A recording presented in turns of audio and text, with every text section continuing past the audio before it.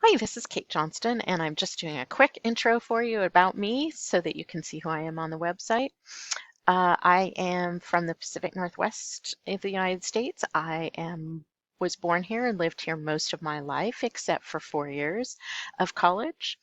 Currently work for the King County Library System just outside of Seattle. I provide curbside service during the coronavirus, um, and we are quite busy right now.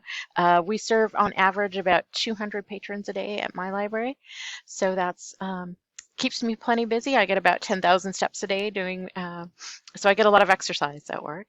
I am currently getting my master's in library science at San Jose State. I started in the fall of 2018, and I'm taking the slow route of 1 or 2 classes a semester, and I'm looking to finish in December of 2022. This site is about libraries in Norway. I have a connection through a great grandmother who immigrated from Norway, and so Norwegian society has always interested me. I did visit in 2008, and there's some really interesting things in the Norwegian library system, and I hope you enjoy the site.